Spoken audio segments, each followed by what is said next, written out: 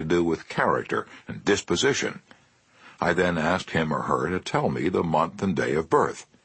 If he or she said November 24th, for example, I kept repeating to myself, November 24th, November 24th. The minute my friend's back was turned, I wrote down the name and birthday, and later would transfer it to a birthday book.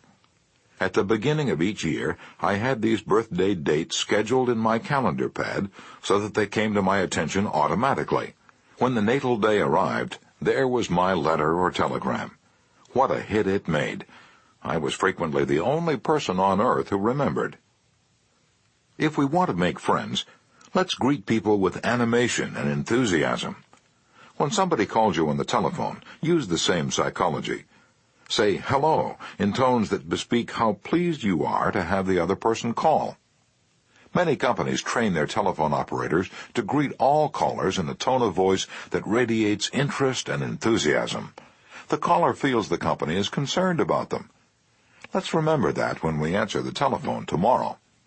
Showing a genuine interest in others not only wins friends for you, but may develop in its customers a loyalty to your company. In an issue of the publication of the National Bank of North America of New York, the following letter from Madeline Rosedale, a depositor, was published. I would like you to know how much I appreciate your staff. Everyone is so courteous, polite, and helpful. What a pleasure it is, after waiting on a long line, to have the teller greet you pleasantly. Last year my mother was hospitalized for 5 months. Frequently I went to Marie Petrosello, a teller. She was concerned about my mother and inquired about her progress. Is there any doubt that Mrs. Rosedale will continue to use this bank?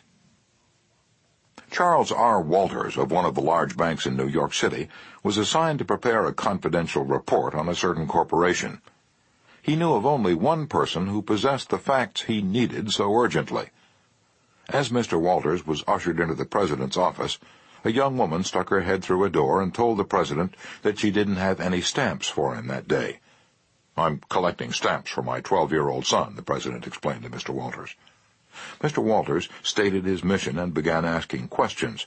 The president was vague, general, nebulous. He didn't want to talk, and apparently nothing could persuade him to talk.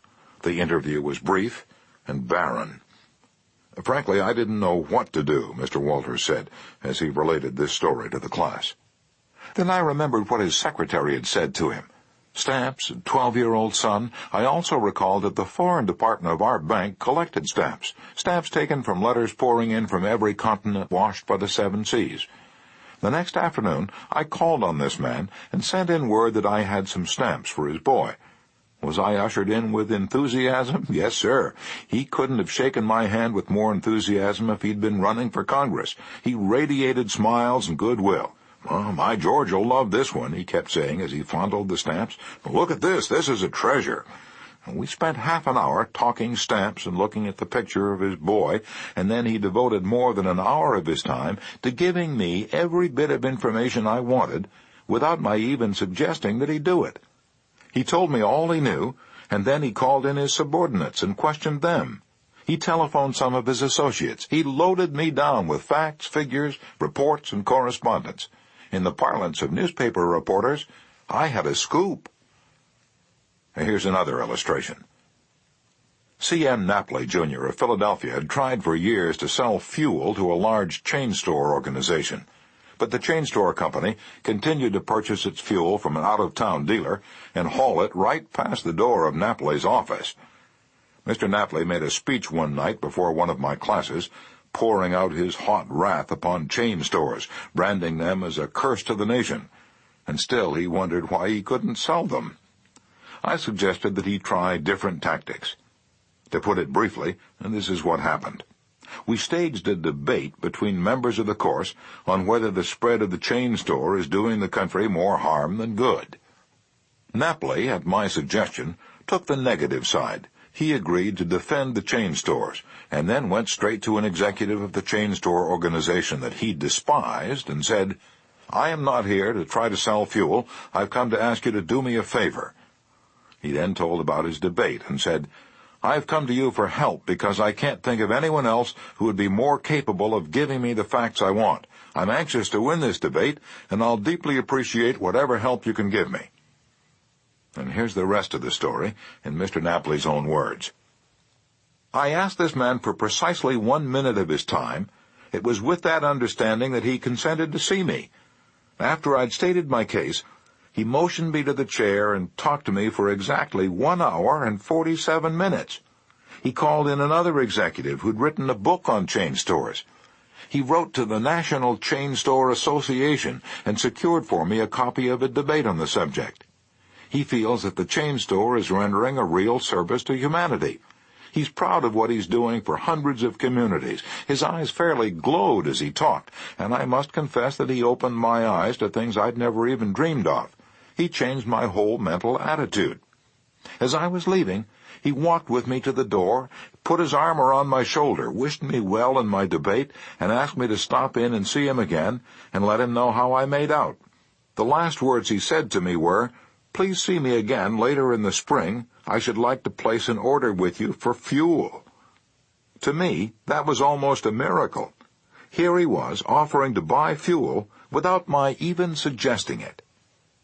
I had made more headway in 2 hours by becoming genuinely interested in him and his problems than I could have made in 10 years trying to get him interested in me and my product." You didn't discover a new truth, Mr. Napoli. For a long time ago, 100 years before Christ was born, a famous old Roman poet, Publilius Cyrus, remarked, "We are interested in others when they are interested in us." A show of interest, as with every other principle of human relations, must be sincere. It must pay off not only for the person showing the interest, but for the person receiving the attention. It is a two-way street. Both parties benefit. Martin Ginsburg, who took our course in Long Island, New York, reported how the special interest a nurse took in him profoundly affected his life. "It was Thanksgiving Day, and I was 10 years old. I was in a welfare ward of a city hospital and was scheduled to undergo major orthopedic surgery the next day. I knew that I could only look forward to months of confinement, convalescence, and pain. My father was dead. My mother and I lived alone in a small apartment, and we were on welfare. My mother was unable to visit me that day. As the day went on, I became overwhelmed with a feeling of loneliness, despair, fear. I knew my mother was home alone, worrying about me, not having anyone to be with, not having anyone to eat with, not even having enough money to afford a Thanksgiving Day dinner. And the tears welled up in my eyes, and I stuck my head under the pillow and pulled the covers over it. I cried silently, but oh, so bitterly, so much that my body was racked with pain. A young student nurse heard my sobbing and came over to me. She took the covers off my face and started wiping my tears. She told me how lonely she was having to work that day, not being able to be with her family. She asked me whether I'd have dinner with her. She brought 2 trays of food, sliced turkey, mashed potatoes, cranberry sauce, and ice cream for dessert. She talked to me and tried to calm my fears. Even though she was scheduled to go off duty at 4 p.m., she stayed on her own time until almost 11 p.m., She played games with me, talked to me, and stayed with me until I finally fell asleep. Many Thanksgivings have come and gone since I was 10, but one never passes without me remembering that particular one, and my feelings of frustration, fear, loneliness, and the warmth and tenderness of the stranger that somehow made it all bearable. If you want others to like you, if you want to develop real friendships, if you want to help others at the same time as you help yourself, keep this principle in mind. Principle 1. Become genuinely interested in other people.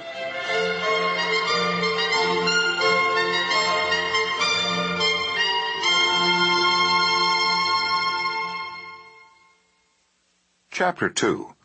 A simple way to make a good first impression. At a dinner party in New York, one of the guests, a woman who had inherited money, was eager to make a pleasing impression on everyone. She had squandered a modest fortune on sables, diamonds, and pearls, but she hadn't done anything whatever about her face. It radiated sourness and selfishness.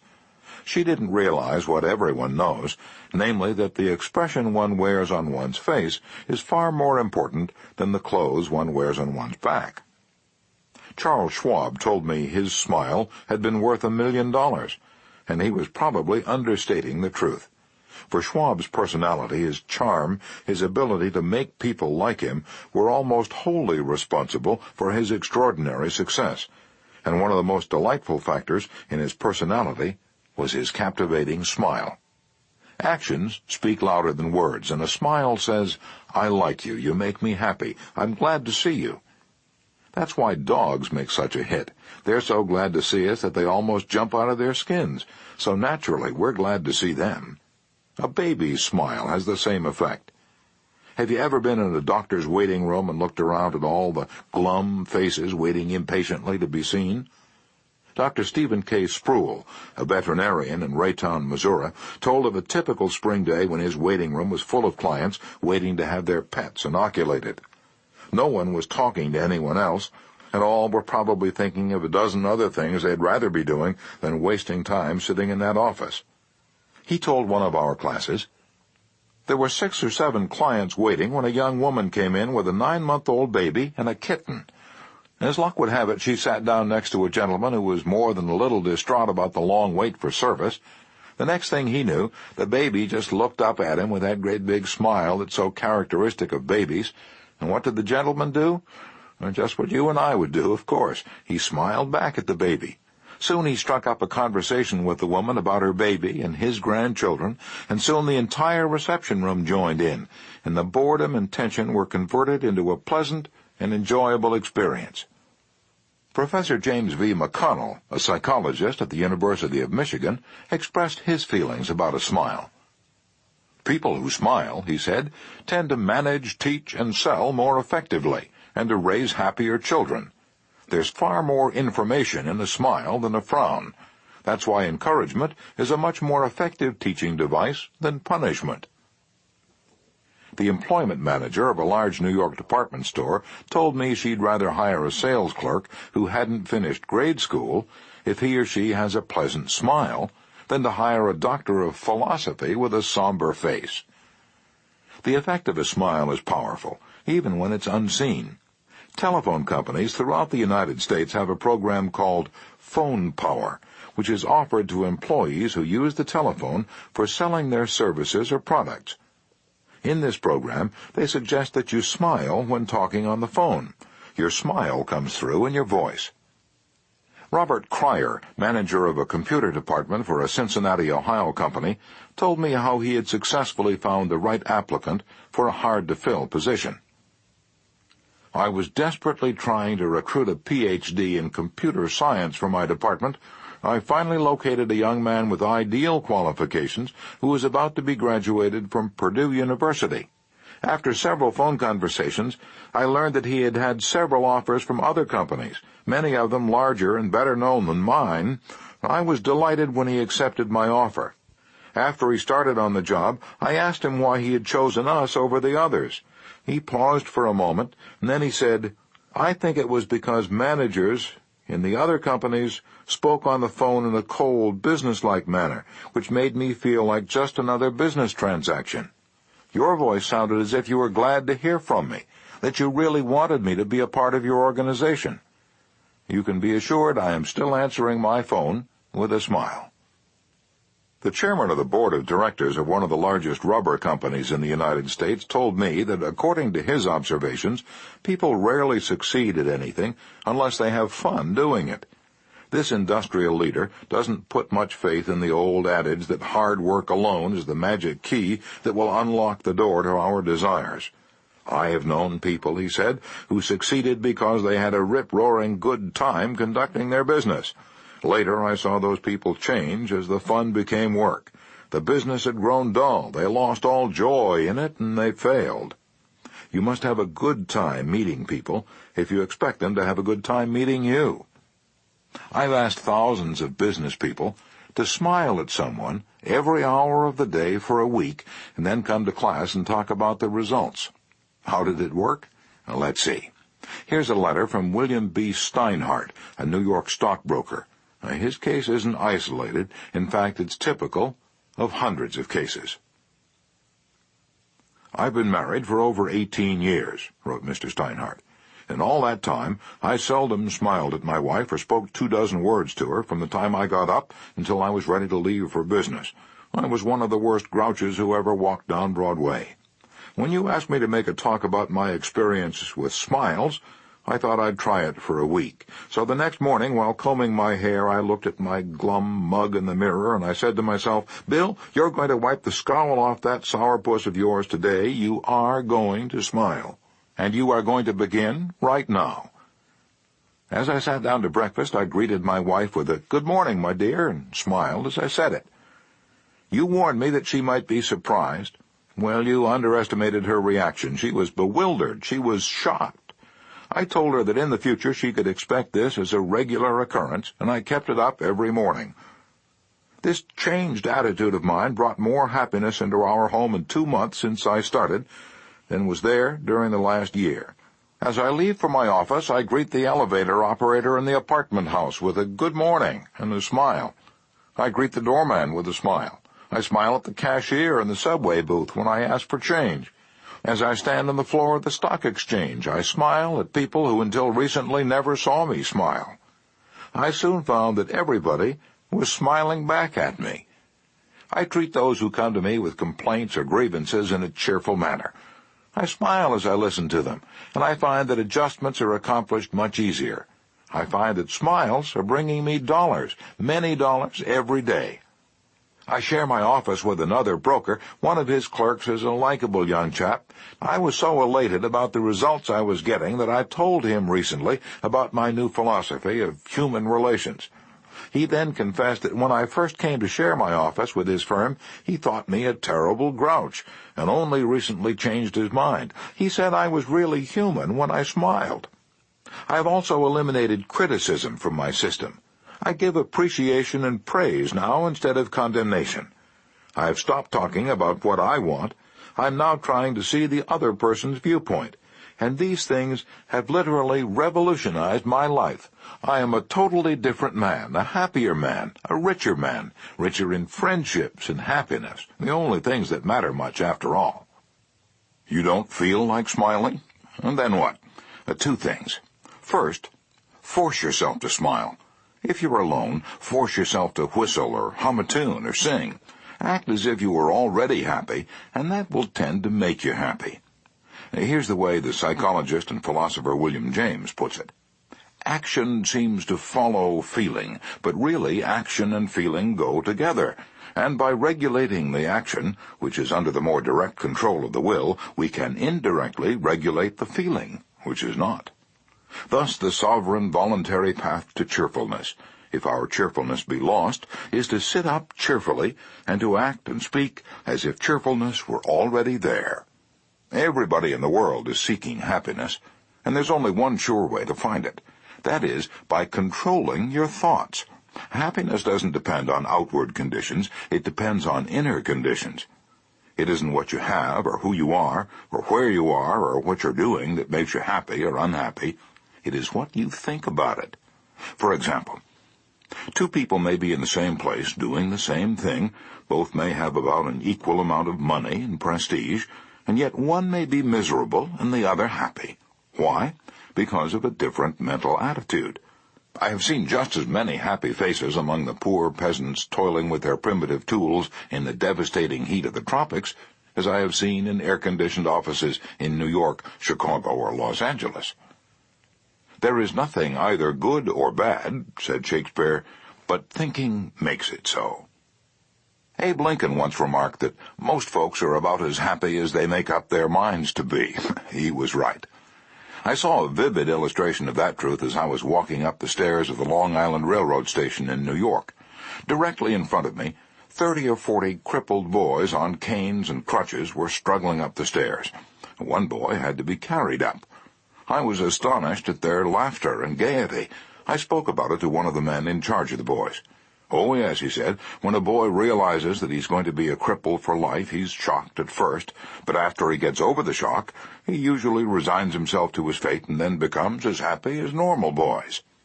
I felt like taking my hat off to those boys. They taught me a lesson I hope I shall never forget. Working all by oneself in a closed-off room in an office not only is lonely, but it denies one the opportunity of making friends with other employees in the company. Senora Maria Gonzalez of Guadalajara, Mexico, had such a job. She envied the shared comradeship of other people in the company as she heard their chatter and laughter. As she passed them in the hall during the first weeks of her employment, she shyly looked the other way. After a few weeks, she said to herself, "Maria, you can't expect these women to come to you. You have to go out and meet them." The next time she walked to the water cooler, she put on her brightest smile and said, "Hi, how are you today?" to each of the people she met. The effect was immediate. Smiles and hellos were returned. The hallway seemed brighter, the job friendlier. Acquaintanceships developed, and some ripened into friendships. Her job and her life became more pleasant and interesting. Peruse this bit of sage advice from the essayist and publisher Elbert Hubbard, but remember, perusing it won't do you any good unless you apply it. Whenever you go out of doors, draw the chin in, carry the crown of the head high, and fill the lungs to the utmost. Drink in the sunshine, greet your friends with a smile, and put soul into every handclasp. Do not fear being misunderstood, and do not waste a minute thinking about your enemies. Try to fix firmly in your mind what you would like to do, and then, without veering off direction, you will move straight to the goal. Keep your mind on the great and splendid things you would like to do, and then, as the days go gliding away, you will find yourself unconsciously seizing upon the opportunities that are required for the fulfillment of your desire, just as the coral insect takes from the running tide the element it needs. Picture in your mind the able, earnest, useful person you desire to be, and the thought you hold is hourly transforming you into that particular individual. Thought is supreme. Preserve a right mental attitude, the attitude of courage, frankness, and good cheer. To think rightly is to create. All things come through desire, and every sincere prayer is answered. We become like that on which our hearts are fixed. Carry your chin in and the crown of your head high. We are gods in the chrysalis. The ancient Chinese were a wise lot, wise in the ways of the world, and they had a proverb that you and I ought to cut out and paste inside our hats. It goes like this: "A man without a smiling face must not open a shop." Your smile is a messenger of your goodwill. Your smile brightens the lives of all who see it. To someone who has seen a dozen people frown, scowl, or turn their faces away, your smile is like the sun breaking through the clouds, especially when that someone is under pressure from his bosses, his customers, his teachers, or parents, or children. A smile can help him realize that all is not hopeless, that there is joy in the world.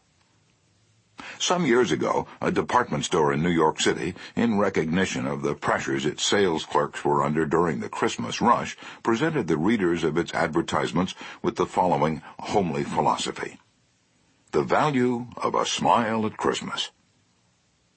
It costs nothing but creates much. It enriches those who receive, without impoverishing those who give. It happens in a flash, and the memory of it sometimes lasts forever. None are so rich they can get along without it, and none so poor but are richer for its benefits. It creates happiness in the home, fosters goodwill in the business, and is the countersign of friends. It is rest to the weary, daylight to the discouraged, sunshine to the sad, and nature's best antidote for trouble. Yet it cannot be bought, begged, borrowed, or stolen, for it is something that is no earthly good to anybody until it is given away. And if in the last-minute rush of Christmas buying some of our salespeople should be too tired to give you a smile, may we ask you to leave one of yours? For nobody needs a smile so much as those who have none left to give. Principle 2. Smile. Chapter 3. If you don't do this, you are headed for trouble. Back in 1898, a tragic thing happened in Rockland County, New York. A child had died, and on this particular day the neighbors were preparing to go to the funeral. Jim Farley went out to the barn to hitch up his horse. The ground was covered with snow, the air was cold and stampy, the horse hadn't been exercised for days, and as he was led out to the watering trough, he wheeled playfully, kicked both his heels high in the air, and killed Jim Farley. So the little village of Stony Point had 2 funerals that week instead of 1. Jim Farley left behind him a widow and 3 boys, and a few $100s in insurance. His oldest boy, Jim, was 10, and he went to work in a brickyard, wheeling sand and pouring it in the molds and turning the bricks on edge to be dried by the sun.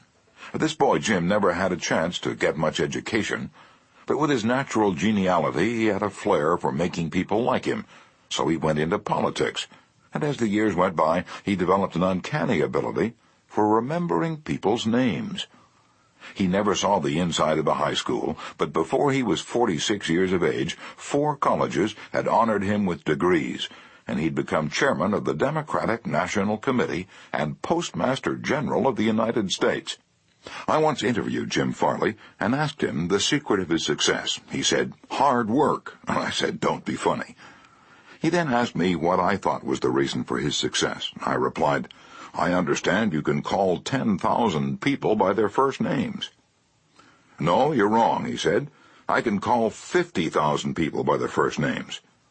Now, make no mistake about it, that ability helped Mr. Farley put Franklin D. Roosevelt in the White House when he managed Roosevelt's campaign in 1932.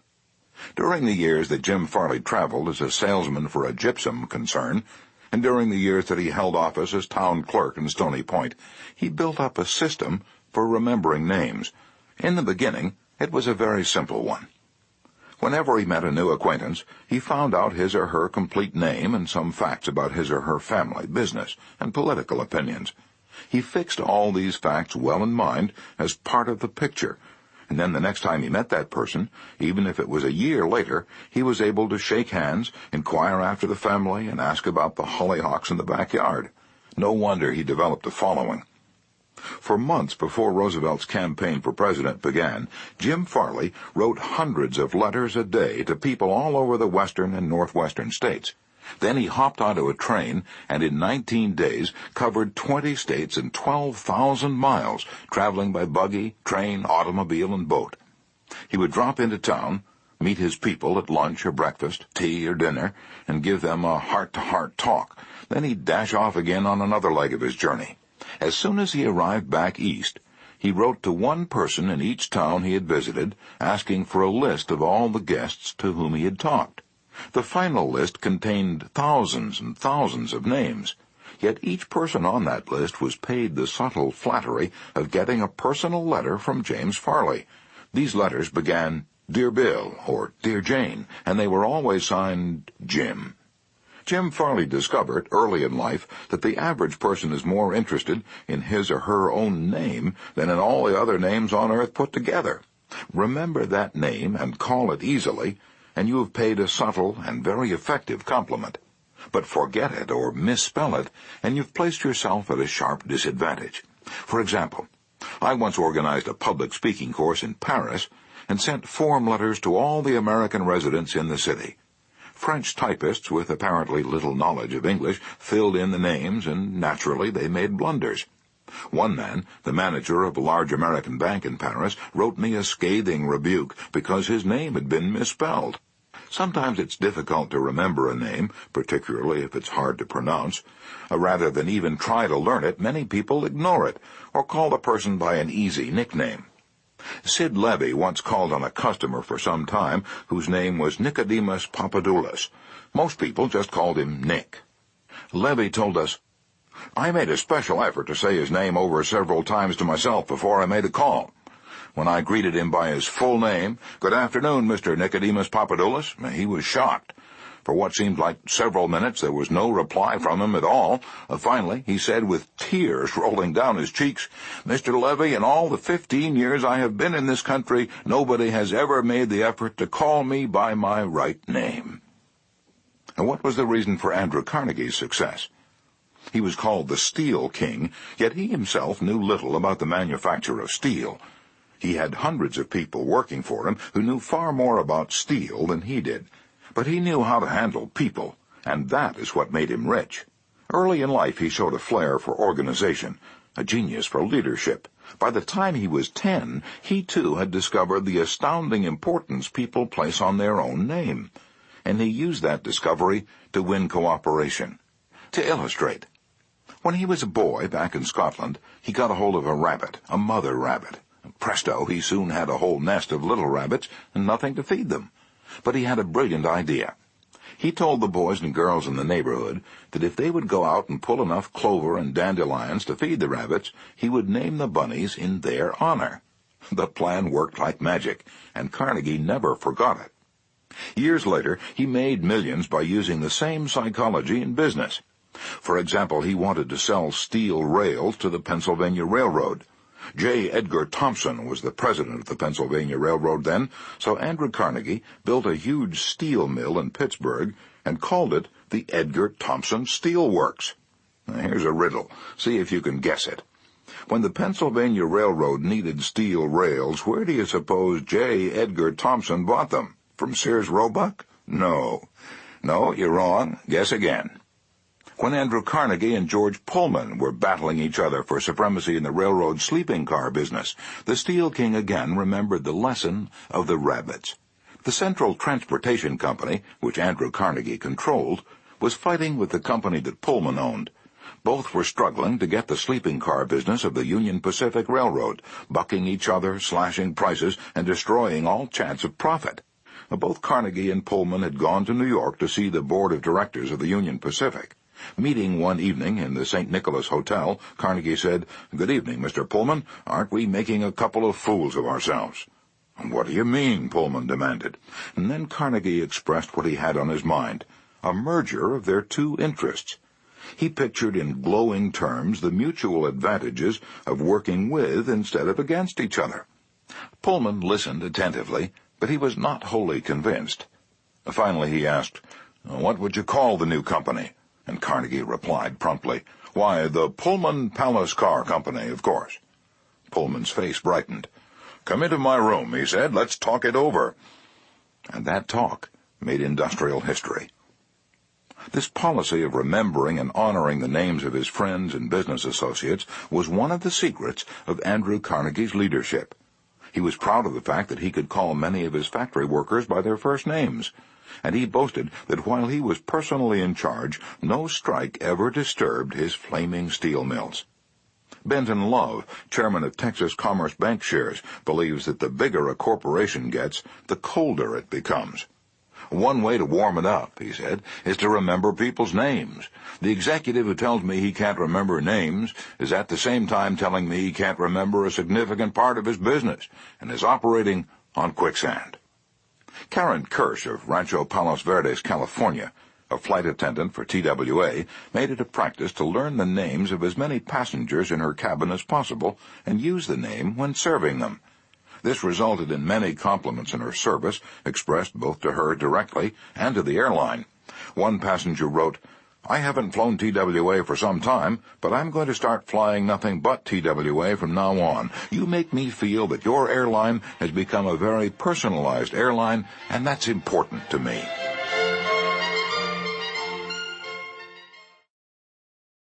People are so proud of their names that they strive to perpetuate them at any cost. Even blustering, hard-boiled old P.T. Barnum, the greatest showman of his time, disappointed because he had no sons to carry on his name, offered his grandson, C.H. Seeley, $25,000 if he would call himself Barnum Seeley. For many centuries, nobles and magnates supported artists, musicians, and authors so that their creative works would be dedicated to them. Libraries and museums owe their richest collections to people who cannot bear to think that their names might perish from the memory of the race. The New York Public Library has its Astor and Lenox collections. The Metropolitan Museum perpetuates the name of Benjamin Altman and J.P. Morgan. And nearly every church is beautified by stained-glass windows commemorating the names of their donors. Many of the buildings on the campuses of most universities bear the names of donors who contributed large sums of money for this honor. Most people don't remember names for the simple reason that they don't take the time and energy necessary to concentrate and repeat and fix names indelibly in their minds. They make excuses for themselves. They're too busy. But they were probably no busier than Franklin D. Roosevelt, and he took time to remember and recall even the names of mechanics with whom he came into contact. To illustrate, the Chrysler organization built a special car for Mr. Roosevelt, who could not use a standard car because his legs were paralyzed. W.F. Chamberlain and a mechanic delivered it to the White House. I have in front of me a letter from Mr. Chamberlain relating his experiences.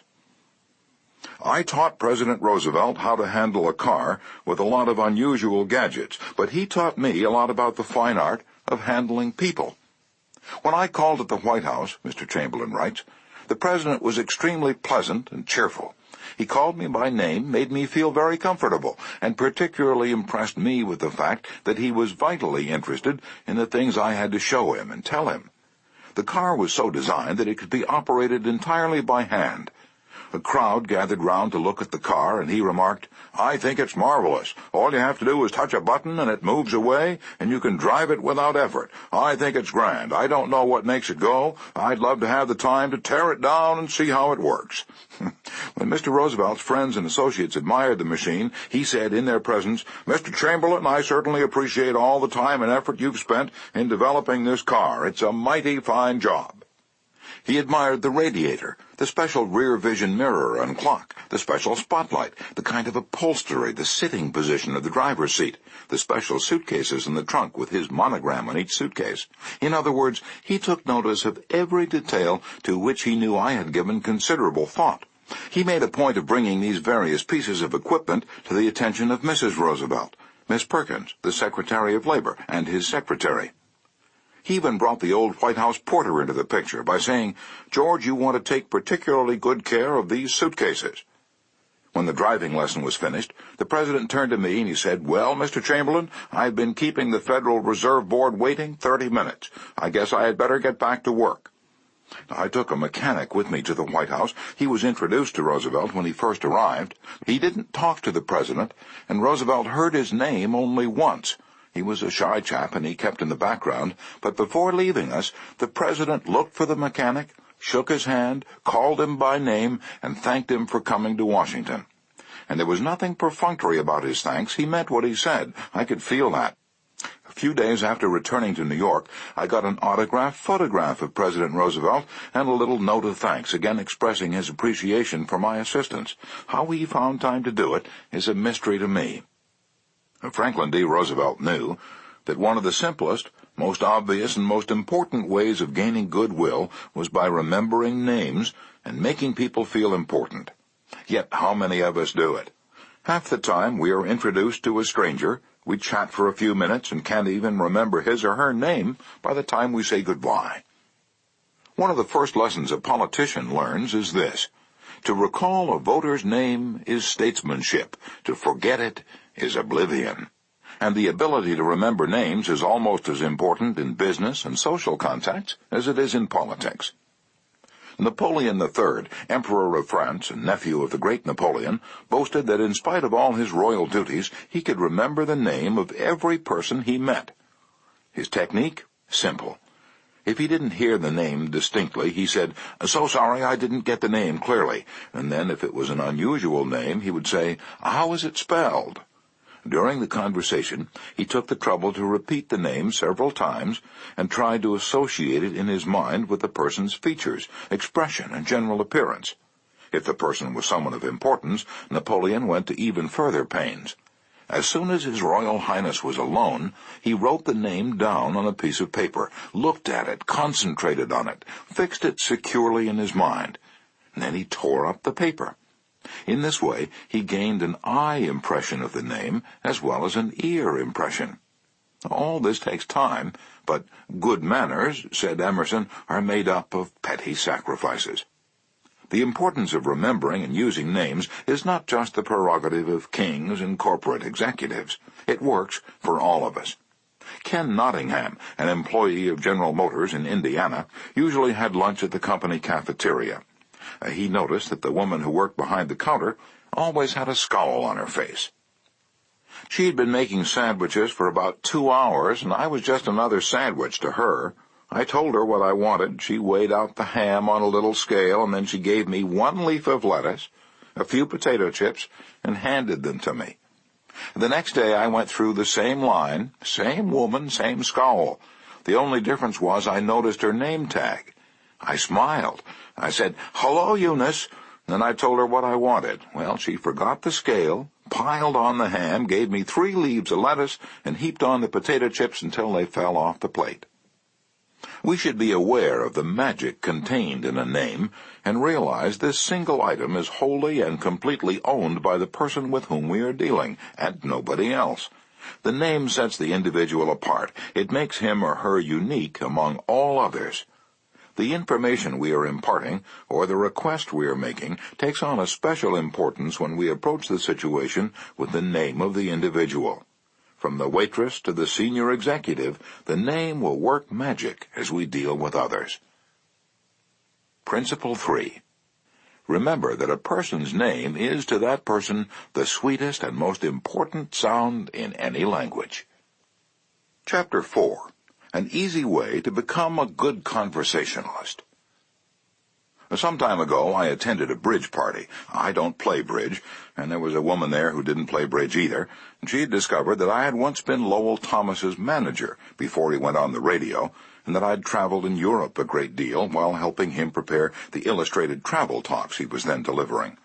So she said, "Oh, Mr. Carnegie, I do want you to tell me about all the wonderful places you've visited and the sights you've seen." As we sat down on the sofa, she remarked that she and her husband had recently returned from a trip to Africa. "Africa?" I exclaimed. "How interesting. I've always wanted to see Africa, but I never got there except for a 24-hour stay once in Algiers. Tell me, did you visit the big game country, yes? How fortunate. I envy you. Do tell me about Africa." And that kept her talking for 45 minutes. She never again asked me where I had been or what I'd seen. She didn't want to hear me talk about my travels. All she wanted was an interested listener, so she could expand her ego and tell about where she had been. Was she unusual? No, many people are like that. For example, I met a distinguished botanist at a dinner party given by a New York book publisher. I'd never talked with a botanist before, and I found him fascinating. I literally sat on the edge of my chair and listened while he spoke of exotic plants and experiments in developing new forms of plant life and indoor gardens, and even told me astonishing facts about the humble potato. I had a small indoor garden of my own, and he was good enough to tell me how to solve some of my problems. As I said, we were at a dinner party. There must have been a dozen other guests, but I violated all of the canons of courtesy, ignored everyone else, and talked for hours to the botanist. Midnight came. I said good night to everyone and departed. The botanist then turned to our host and paid me several flattering compliments. I was most stimulating, I was this and I was that, and he ended by saying I was a most interesting conversationalist. An interesting conversationalist? Why, I had said hardly anything at all. I couldn't have said anything if I'd wanted to without changing the subject, for I didn't know any more about botany than I knew about the anatomy of a penguin. But I had done this. I had listened intently. I had listened because I was genuinely interested, and he felt it. Naturally, that pleased him. That kind of listening is one of the highest compliments we can pay anyone. "Few human beings," wrote Jack Woodford in Strangers in Love, "few human beings are proof against the implied flattery of rapt attention." I went even further than giving him rapt attention. I was hearty in my approbation and lavish in my praise. I told him that I had been immensely entertained and instructed, and I had. I told him I wished I had his knowledge, and I did. I told him that I should love to wander the fields with him, and I have. I told him I must see him again, and I did. And so I had him thinking of me as a good conversationalist, when in reality I had been merely a good listener, and had encouraged him to talk. What is the secret, the mystery of a successful business interview? Well, according to former Harvard President Charles W. Eliot, there is no mystery about successful business intercourse. Exclusive attention to the person who is speaking to you is very important. Nothing else is so flattering as that. Eliot himself was a past master of the art of listening.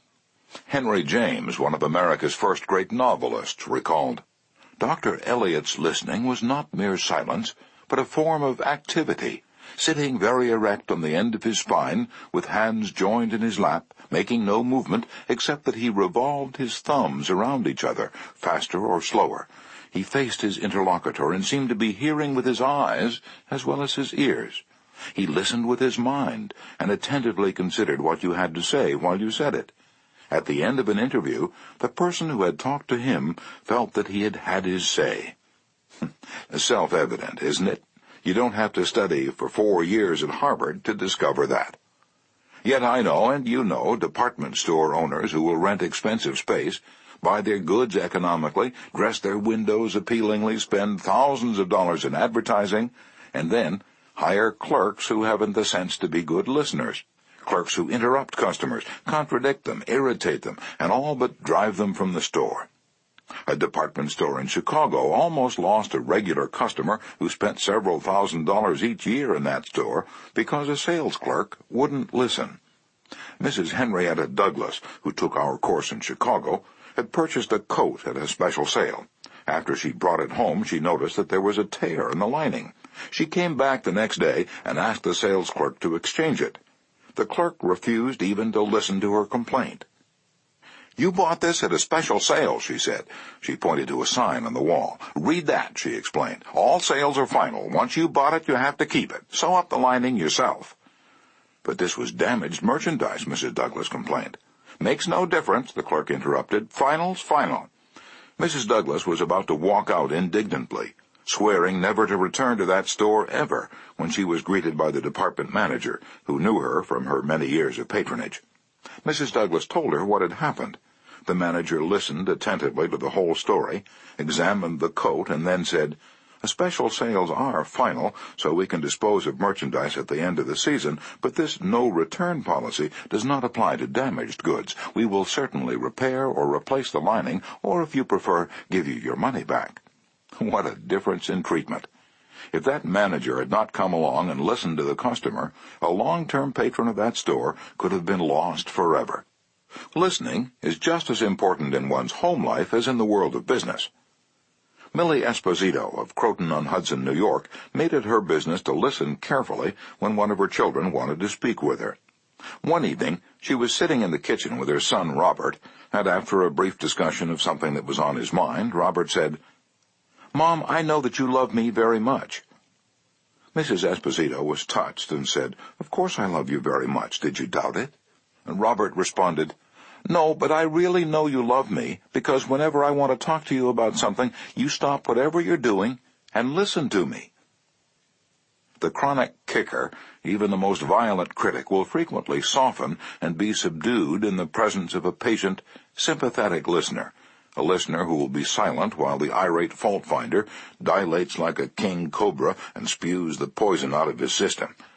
To illustrate, the New York Telephone Company discovered a few years ago that it had to deal with one of the most vicious customers who ever cursed a customer service representative. And he did curse. He raved. He threatened to tear the phone out by its roots. He refused to pay certain charges that he declared were false. He wrote letters to the newspapers. He filed innumerable complaints with the Public Service Commission, and he started several suits against the telephone company. At last, one of the company's most skillful troubleshooters was sent to interview this stormy petrel. This troubleshooter listened and let the cantankerous customer enjoy himself, pouring out his tirade. The telephone representative listened and said yes, and sympathized with his grievance. "He raved on, and I listened for nearly 3 hours, the troubleshooter said, as he related his experiences before one of my classes. And then I went back and listened some more. I interviewed him 4 times, and before the 4th visit was over, I had become a charter member of an organization he was starting. He called it the Telephone Subscribers Protective Association. I'm still a member of this organization, and so far as I know, I'm the only member in the world today besides Mr. Smith. I listened and sympathized with him on every point that he'd made during these interviews.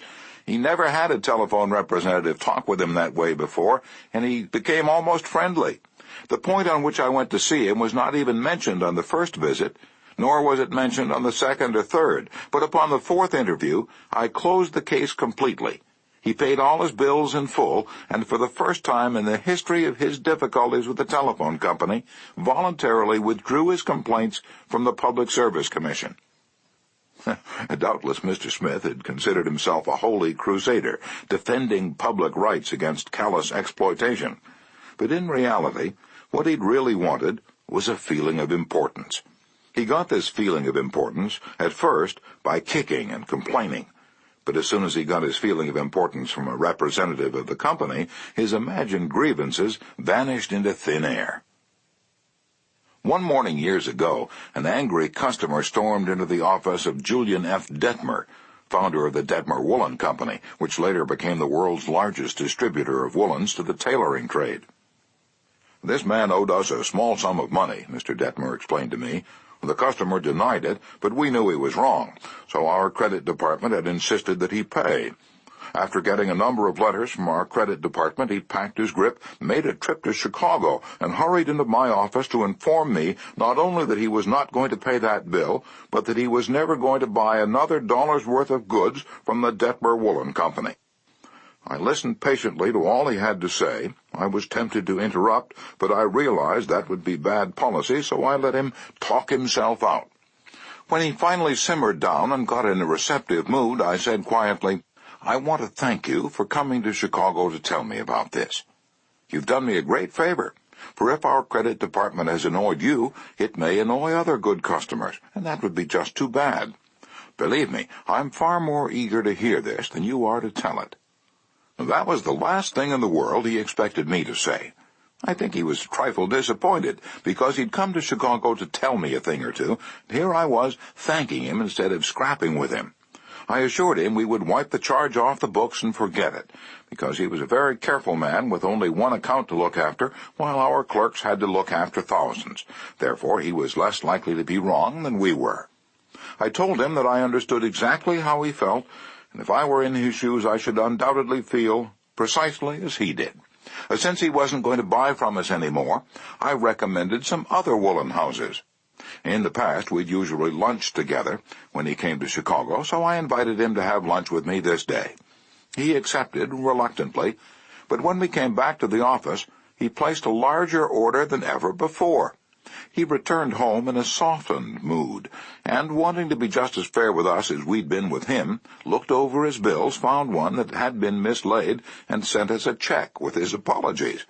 Later, when his wife presented him with a baby boy, he gave his son the middle name of Detmer, and he remained a friend and customer of the house until his death 22 years afterward. Years ago, a poor Dutch immigrant boy washed the windows of a bakery shop after school to help support his family. His people were so poor that in addition he used to go out in the street with a basket every day and collect stray bits of coal that had fallen in the gutter where the coal wagons had delivered fuel. That boy, Edward Bach, never got more than 6 years of schooling in his life, yet eventually he made himself one of the most successful magazine editors in the history of American journalism. How did he do it? That is a long story, but how he got his start can be told briefly. He got his start by using the principles advocated in this chapter. He left school when he was 13 and became an office boy for Western Union, but he didn't for one moment give up the idea of an education. Instead, he started to educate himself. He saved his car fares and went without lunch until he had enough money to buy an encyclopedia of American biography. And then he did an unheard-of thing. He read the lives of famous people and wrote them, asking for additional information about their childhoods. He was a good listener. He asked famous people to tell him more about themselves.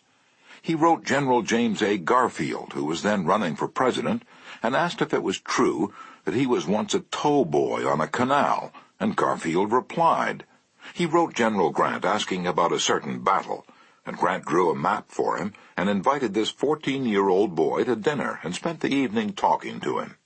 Soon our Western Union messenger boy was corresponding with many of the most famous people in the nation: Ralph Waldo Emerson, Oliver Wendell Holmes, Longfellow, Mrs. Abraham Lincoln, Louisa May Alcott, General Sherman, and Jefferson Davis. Not only did he correspond with these distinguished people, but as soon as he got a vacation, he visited many of them as a welcome guest in their homes. This experience imbued him with a confidence that was invaluable. These men and women fired him with a vision and ambition that shaped his life. And all this, let me repeat, was made possible solely by the application of the principles we're discussing here. Isaac F. Marcusson, a journalist who interviewed hundreds of celebrities, declared that many people fail to make a favorable impression because they don't listen attentively. They have been so much concerned with what they are going to say next, they do not keep their ears open. Very important people have told me they prefer good listeners to good talkers, but the ability to listen seems rarer than almost any other good trait. And not only important personages crave a good listener, but ordinary folks do too. As the Reader's Digest once said, many persons call a doctor when all they want is an audience. During the darkest hours of the Civil War, Lincoln wrote to an old friend in Springfield, Illinois, asking him to come to Washington. Lincoln said he had some problems he wanted to discuss with him. The old neighbor called at the White House, and Lincoln talked to him for hours about the advisability of issuing a proclamation freeing the slaves. Lincoln went over all the arguments for and against such a move, and then read letters and newspaper articles, some denouncing him for not freeing the slaves, others denouncing him for fear he was going to free them.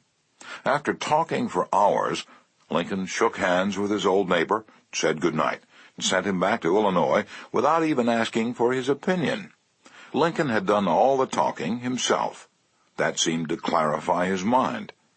He seemed to feel easier after that talk, the old friend said. Lincoln hadn't wanted advice. He had wanted merely a friendly, sympathetic listener to whom he could unburden himself. That's what we all want when we're in trouble. That is frequently all the irritated customer wants, and the dissatisfied employee, or the hurt friend. One of the great listeners of modern times was Sigmund Freud. A man who met Freud described his manner of listening. It struck me so forcibly that I shall never forget him. He had qualities which I had never seen in any other man. Never had I seen such concentrated attention. There was none of that piercing, soul-penetrating gaze business. His eyes were mild and genial. His voice was low and kind. His gestures were few, but the attention he gave me, his appreciation of what I said, even when I said it badly, was extraordinary. You have no idea what it meant to be listened to like that. If you want to know how to make people shun you and laugh at you behind your back and even despise you, here's the recipe. Never listen to anyone for long. Talk incessantly about yourself. If you have an idea while the other person is talking, don't wait for him or her to finish. Burst right in and interrupt in the middle of a sentence. Do you know people like that? I do, unfortunately, and the astonishing part of it is that some of them are prominent. Bores, that is all they are. Bores, intoxicated with their own egos, drunk with the sense of their own importance. People who talk only of themselves think only of themselves. And those people who think only of themselves, Dr. Nicholas Murray Butler, longtime president of Columbia University, said, are hopelessly uneducated. They are not educated, said Dr. Butler, no matter how instructed they may be. So, if you aspire to be a good conversationalist, be an attentive listener. To be interesting, be interested. Ask questions that other persons will enjoy answering. Encourage them to talk about themselves and their accomplishments. Remember that the people you're talking to are 100 times more interested in themselves and their wants and problems than they are in you and your problems. A person's toothache means more to that person than a famine in China which kills 1 million people. A boil on one's neck interests one more than 40 earthquakes in Africa. Think of that the next time you start a conversation. Principle 4. Be a good listener. Encourage others to talk about themselves. Chapter 5. How to Interest People. Everyone who was ever a guest of Theodore Roosevelt was astonished at the range and diversity of his knowledge. Whether his visitor was a cowboy or a rough rider, a New York politician or a diplomat, Roosevelt knew what to say. And how was it done? The answer was simple. Whenever Roosevelt expected a visitor, He sat up late the night before, reading up on the subject in which he knew his guest was particularly interested. For Roosevelt knew, as all leaders know, that the royal road to a person's heart is to talk about the things he or she treasures most. The genial William Lyon Phelps, essayist and professor of literature at Yale, learned this lesson early in life. When I was 8 years old and was spending a weekend visiting my Aunt Libby Lindsley at her home in Stratford on the Housatonic, he wrote in his essay on human nature, a middle-aged man called one evening